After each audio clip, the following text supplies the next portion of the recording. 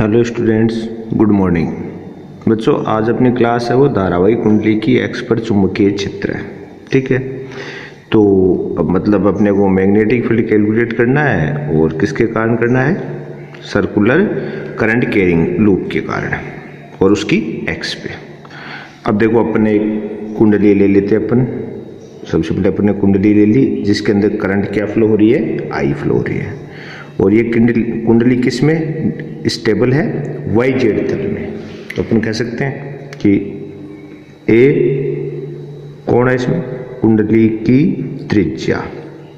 ए कौन हो गई? कुंडली की त्रिज्या। ठीक है, आई कुंडली में प्रवाहित धारा, कुंडली में प्रवाहित धारा। और अब स्मॉल एक्स ये कौन है? कुंडली के केंद्र, कुंडली के केंद्र से बिंदु P की दूरी, बिंदु P की दूरी। अब देखो, अपन बात क्या करें? अपन करें कि भाई अपने एक कुंडली ले ली जिसमें करंट प्रवाहित क्या हो रही है? I। सेकेंडरी अपने क्या कहा? कुंडली की त्रिज्या क्या है? स्मॉल है। दो बात। और कुंडली के केंद्र से स्मॉल एक्स दूरी पर कौन स्थित है? बिंदु P स्थित है। ये बात होगी। अपन बात करें कुंडली, कुंडली वाई जेड तल में स्थित है, वाई जेड तल में स्थित है। ऐसा आपको डायग्राम में भी क्लियर दिख रहा है, वाई जेड तल में स्थित है। देखो ये आपको क्लियर है। यहाँ पर अपने वाई दिखाया है, ये क्या दिखाया है? जेड। तो वाई जेड तल में कुंडली स्थित है। अब अपने को रियल में करना क्या है? अपना भाई डेरिवेशन की शुरुआत ये करेंगे धारावाही कुंडली की एक्स पर चुंबकीय क्षेत्र, मतलब इस एक्स के ऊपर अपने को चुंबकीय क्षेत्र की वैल्यू कैलकुलेट करनी है। ठीक है, और यहाँ पर अपन जानते हैं कि ये सब क्या ज्ञात करने के लिए अपन किसका यूज करने वाले हैं? Biot-Savart law. तो बायो-सावर्ट लॉ के लिए अपन क्या कर लें? इसके अल्पांश ले लेते हैं। तो सर्वप्रथम अपन क्या ले लें? कुंडली का कोई अल्पांश ले लिया LM, या इस पूरी कुंडली को ही छोटे छोटे अल्पांशों में विभक्त कर लें, जैसे LM LM ऐसे छोटे छोटे अल्पांशों में पूरी कुंडली को तोड़ दे और प्रत्येक अल्पांश के कारण एक चुंबकीय क्षेत्र ज्ञात कर ले।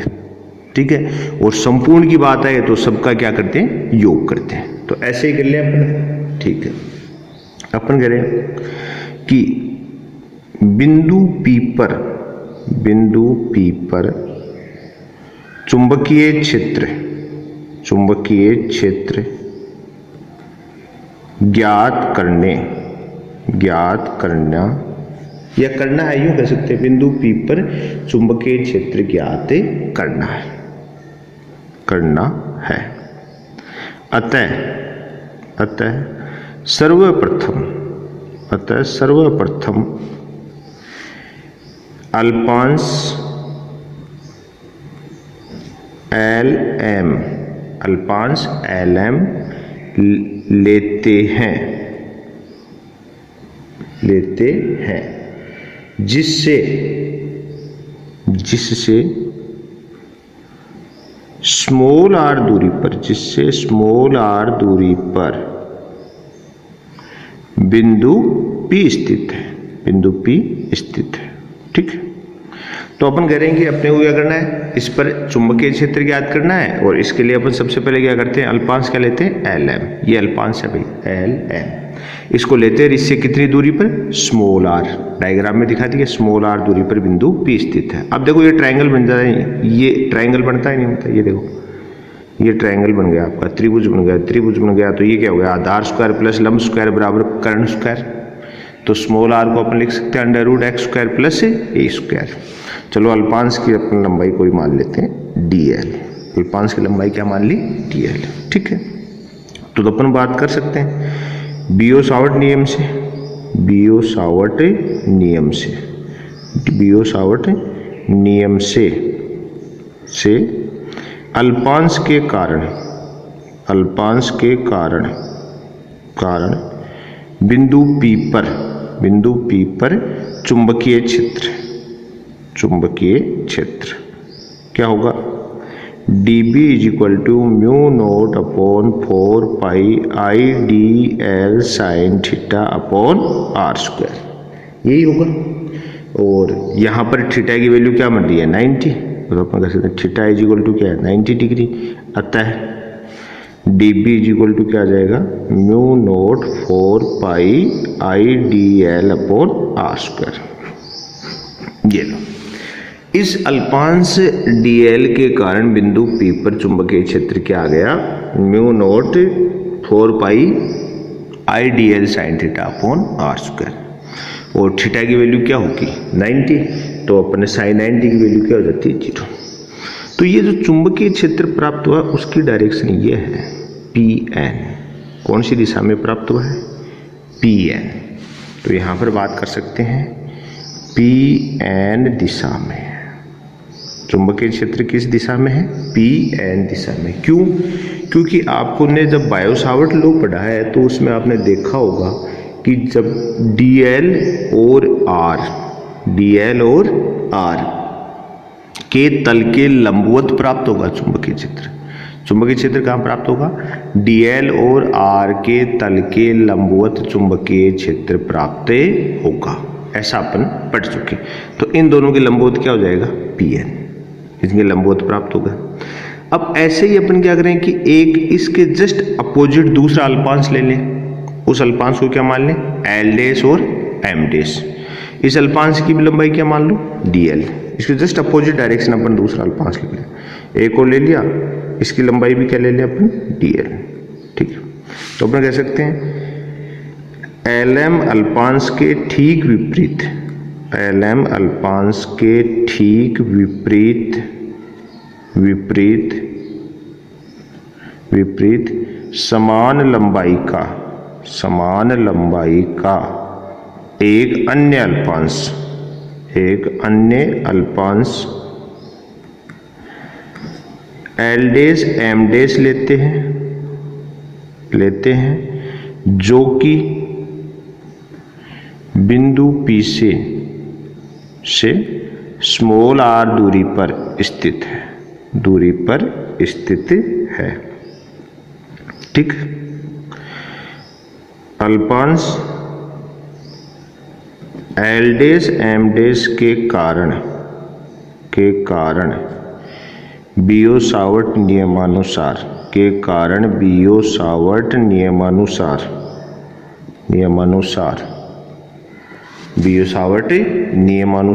बिंदु P पर चुंबकीय क्षेत्र, तो सेम वही चीज, तो इसको अपन क्या मान लेंगे dB डैश, तो क्या हो जाएगा mu naught upon 4 pi I D L upon R square, और डायरेक्शन क्या हो जाएगा Pn डैश दिशा में।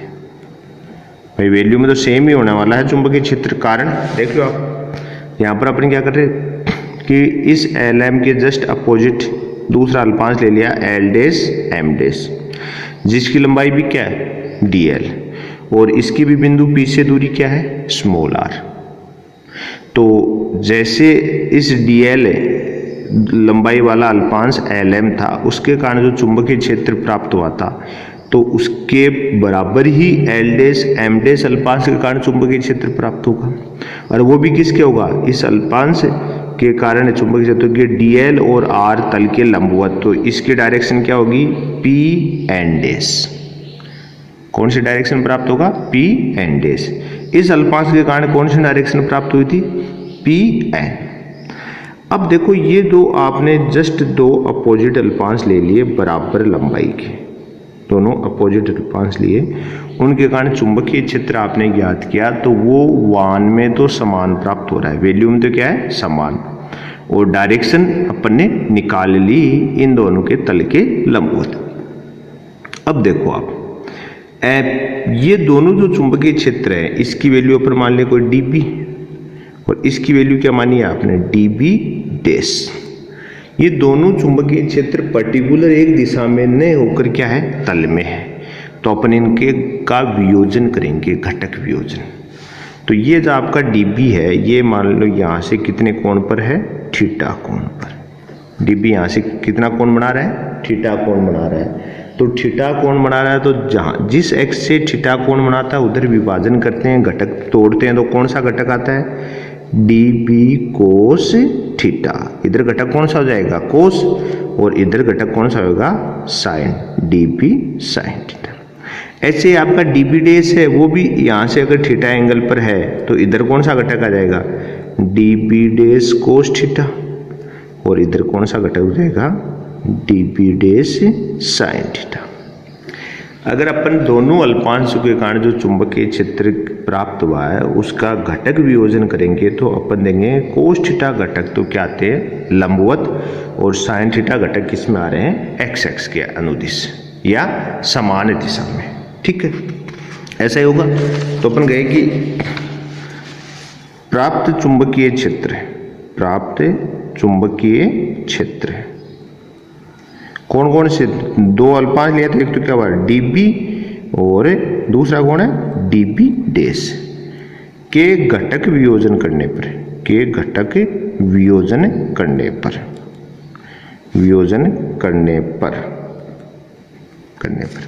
अब घटक वियोजन किया तो आपने जानते कि तो पहले वाले की स्थिति तो ये थी, एक तो ऐसे है, ये आपका पी एन है, यहाँ से थीटा एंगल है, तो इधर घटक तो क्या हो गया, डी बी कोस थीटा, और इधर घटक क्या आ जाएगा, डी बी साइन थीटा।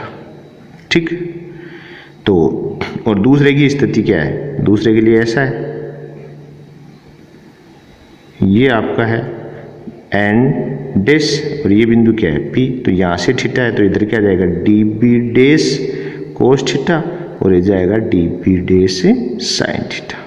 ठीक है, तो घटक वियोजन में क्या है, कोस थीटा घटक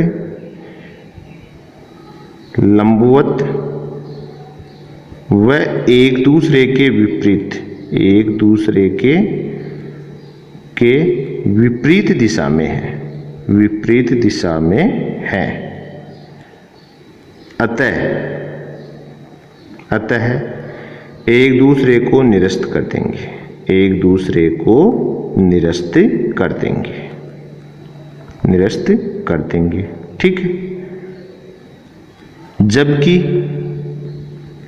साइन थीटा घटक समान दिशा में होने के कारण जुड़ जाएंगे। ठीक है, ऐसा हुआ भाई, ये दोनों तो विपरीत दिशा में होने के कारण घट जाएंगे और वो समान दिशा में होने के कारण जुड़ जाएंगे। ठीक है, तो ये चीज हुई। तो अपन कह सकते हैं अतः बिंदु पी पर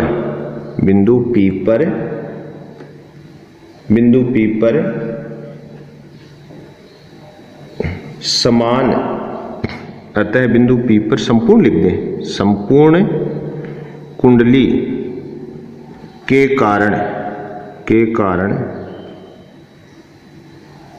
परिणामी चुंबकीय क्षेत्र ज्ञात करना चाहे तो क्या होगा, अपन बात कर सकते हैं B इक्वल टू क्या होगा, समाकलन डी बी साइन थीटा।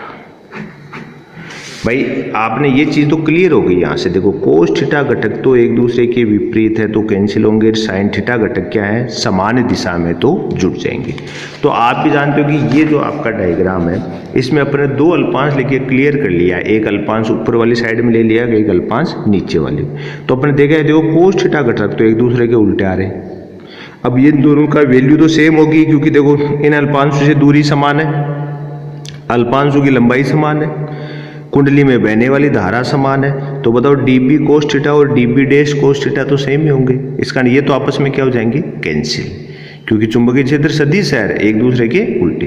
और ये साइन थीटा घटक देखो आप सेम डायरेक्शन में जा रहे हैं, ये तो दो में लिए तो दोनों के भी देखो आपको सेम डायरेक्शन में समान दिशा में होने के कारण जुड़ जाएंगे। अब ऐसे आप पूरी कुंडली को छोटे छोटे अल्पांशों में तोड़ा हुआ मान सकते हैं, तो हर अल्पांश के कारण स्थिति ऐसी प्राप्त होती है। तो साइन थीटा घटक तो जुड़ेंगे और कोस थीटा घटक कैंसिल होंगे। ठीक है, तो अपन कह सकते हैं डीबी साइन थीटा। तो ये चीज अपने को यहाँ से क्लियर हो गई कि लास्ट में रिजल्टेंट अपने को ये प्राप्त करना है। ठीक है। अब आप dB की वैल्यू क्या है हमारे पास, तो b इज इक्वल टू समाकलन dB की वैल्यू क्या है, mu naught upon 4 pi I D L upon R square, और ये हो गया आपका साइन थीटा। ठीक है।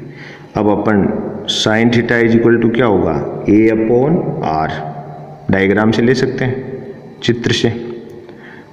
साइन थीटा आ गया ना डायग्राम में, आपके सामने क्लियर ये रहा सर डायग्राम। ये लो आप साइन थीटा कैलकुलेट करके देख लो इसमें से। तो साइन थीटा क्या होता है, लंब अपॉन कर्ण, तो यहाँ से आ गया ना sine theta is equal to a upon R, ये आपका आ गया sine theta a upon are.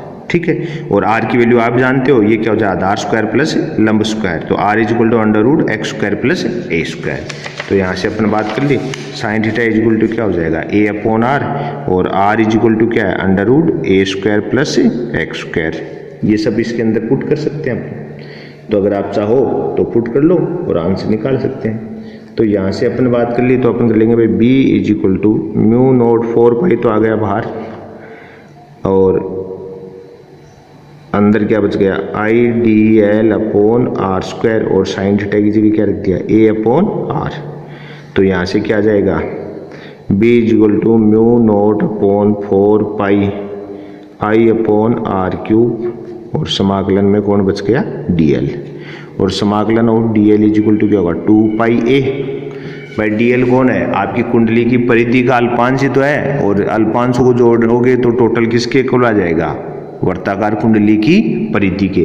तो dl इज इक्वल टू क्या हो जाएगा, 2 पाई a। तो dl को अपने क्या रख देंगे, 2 पाई a। तो अपने दिया b is equal to mu naught upon 4 pi I upon R cube into 2 pi a। ये आपका आंसर आ गया। अब और सोल्व करना चाहो, r इज इक्वल टू क्या है, अंडर रूट ए स्क्वायर प्लस एक्स स्क्वायर, तो ये भी रख दो। तो b is equal to mu naught upon 4 pi I upon R cube की जगह क्या रख सकते हैं अपन, यहाँ पर अंडर रूट ए स्क्वायर प्लस एक्स स्क्वायर का whole cube into 2 pi a। तो b इज इक्वल टू क्या आ गया, mu naught upon 4 pi mu naught upon 4 pi I into 2 pi a upon A square plus x square की whole घात 3/2। ये आपका चुंबकीय क्षेत्र की वैल्यू आ गई। ठीक है। अब ये तो आपके सिंगल एक फेरे वाली है, अगर n फेरे की कुंडली हो तो अपन लिखते हैं भाई n फेरों की स्थिति में, n फेरों की स्थिति में, तो उस स्थिति में क्या हो सकता है, b इज इक्वल टू क्या हो जाएगा, mu naught N I into 2 pi a, n से मल्टीप्लाई कर देंगे बाकी सब same, upon A square plus x square की होल घात 3/2। उस कंडीशन में ये आ जाएगा। तो देखो इसमें अपने को क्या हुआ, कुंडली के कारण उसकी एक्स पर चुंबकीय क्षेत्र ज्ञात करना था। तो इसमें कोई बहुत बड़ी कहानी नहीं है, बहुत इजी तरीके से अपन ने क्या कर लिया, इस कुंडली के अल्पांश ले लिया एक छोटा सा lm। इस अल्पांश के कारण जिस बिंदु पर अपने को चुंबकीय क्षेत्र ज्ञात करना था वहां तक की दूरी ले ली स्मॉल r। तो अपने lm अल्पांश के कारण बिंदु p पर चुंबकीय क्षेत्र ज्ञात कर लिया कोई dp। उसकी डायरेक्शन मैंने कहा था भाई dl, और आपकी दूरी r है, इसके तल के लंबवत आएगी, तो लंबवत क्या आ गई, pn। अब ये पर्टिकुलर आप भी जानते हो कि जो ये चुंबकीय क्षेत्र db आया, ये pn न तो कोई x में न y में, तो अपने इसका घटक वियोजन कर दिया तल में। तो आप भी जानते हो इधर लंबवत घटक तो आ गया db cos थीटा, और x डायरेक्शन में क्या आ गया, db sin थीटा। ठीक है। ऐसे सेम इसके अपोजिट डायरेक्शन में से भी अपने एक छोटा सा अल्पांश ले लिया l डैश m डैश। अब ये जस्ट अपोजिट है, सेम है, तो यहाँ से डिस्टेंस भी सेम होगी r। तो r की वैल्यू आ गई under root x square plus a square, और इसके कारण जो चुंबकीय क्षेत्र की डायरेक्शन आई वो भी क्या होगा, आपकी r और dl के लंबवत आएगी, तो उसको अपने p एंड डैश मान लिया, चुंबकीय क्षेत्र की वैल्यू क्या मान ली, dp डैश। अब आप जानते हैं कि भाई dp और db डैश की वैल्यू तो सेम ही होगी। क्यों, क्योंकि आप यहाँ से डिस्टेंस भी देखो सेम है, करंट भी सेम है, अल्पांशों की लंबाई। अब इसके घटक वियोजन करेंगे तो इधर तो क्या आएगा कोस, और इधर क्या आ जाएगा साइन। तो कोस थीटा घटक तो एक दूसरे के उल्टे आगे कैंसिल हो जाएंगे, और साइन थीटा घटक क्या है, समान दिशा में जुड़ जाएंगे। अब आप ऐसे जान सकते हो इस पूरी कोयल की अगर अपन बात करें तो इस ऊपर ऊपर वाले हिस्से के जो अल्पांश आएंगे उनकी स्थिति तो ये बनेगी, उनके कारण तो चुंबकीय क्षेत्र ऐसा बनेगा, और इसके नीचे वाले जो स्थिति है उन सबके कारण चुंबकीय क्षेत्र ऐसा बनेगा। ये घटक वियोजन। तो यहां से क्लियर है कि कोस थीटा घटक तो कैंसिल होते जाएंगे, साइन थीटा घटक जुड़ते जाएंगे। तो रिजल्टेंट अगर अपन बात करें तो अपन कहेंगे बिंदु P पर अगर परिणामी चुंबकीय क्षेत्र ज्ञात करना चाहें तो क्या होगा कि ये जो को साइन थीटा वाले घटक है उनका योग कर दो या उनका क्या कर दो, समाकलन कर दो। साइन थीटा अपन ट्राइंगल से ले लिया A/R, तो यहाँ पर साइन थीटा की जगह अपन क्या रख देंगे, A/R। ठीक है, अब समाकलन में क्या बचता है, dl कौन है, परिधि का अल्पांश, तो इसका समाकलन क्या होगा 2 पाई है, परिधि की इक्वल वैल्यू पुट कर दी, और आप r की वैल्यू रखना चाहो तो r की भी रख सकते हो, r is equal to a square plus x square. तो ये हमारे पास चुंबकीय क्षेत्र आ गया। सेकेंडरी अपन ये बात और कही कि ये तो सिर्फ कुंडली के सिंगल फेरे की बात करी है, अगर इसकी बजाय कितने फेरे हो जाए, n फेरे हो, n फेरे हो तो क्या होगा, एक फेरे का जो चुंबकीय क्षेत्र होगा उसको कितने से मल्टीप्लाई कर दो, आप n से मल्टीप्लाई कर दो, तो यहाँ से अपन इसको n से मल्टीप्लाई कर दे तो ये आंसर आ गया।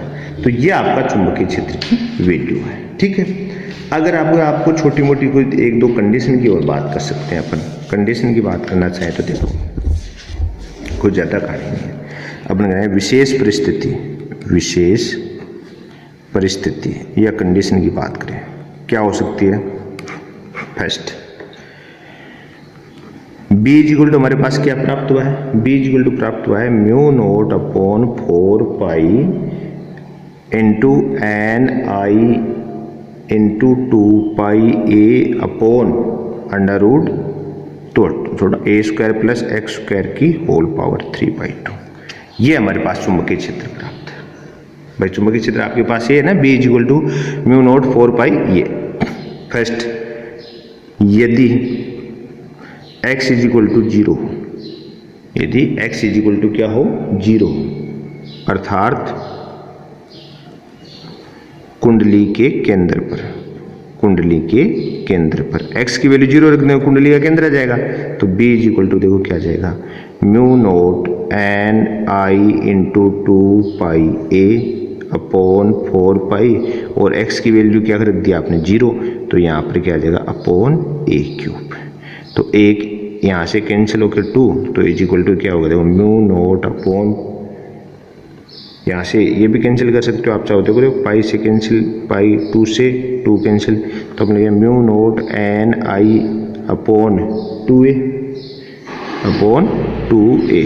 तो ये चुंबकीय क्षेत्र अपन पहले भी कैलकुलेट कर चुके हैं, ऐसा प्राप्त होता है, ऐसा अपन पहले भी कैलकुलेट कर सकते। ऐसे अगर सेकेंडरी अपन कंडीशन लगाते हैं, मान लो अपन कहते हैं कि यदि x ग्रेटर देन a हो, यदि x ग्रेटर देन a हो,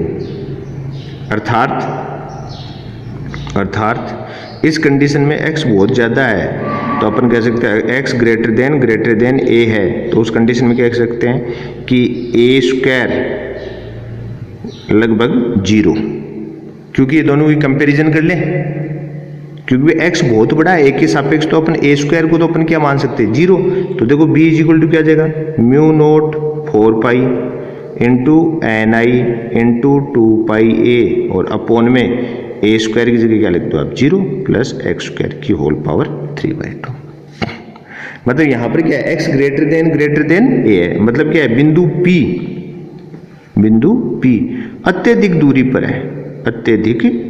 पर है, अतः a स्क्वायर को एक्स स्क्वायर के सापेक्ष नगण्य मान सकते हैं, ऐसा कर सकते हैं। आपसे कंडीशन ऐसा भी दे सकता है, थर्ड कंडीशन पे डिपेंड है, तो कुछ नेसेसरी नहीं आपको मिले, आपसे कहते x बराबर a,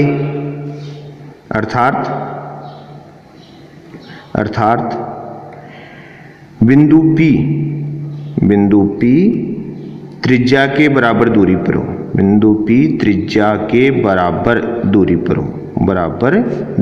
हो, तो क्या हो जाएगा B is equal to mu naught upon 4 pi अपनी जगह है ही, एन आई इंटू 2 पाई ए अपनी जगह, नीचे क्या है आपका x square plus a square, तो अपन a square plus a square की होल का 3/2। मतलब क्या रख दोगे आप, x की जगह क्या रख दोगे, a रख दोगे।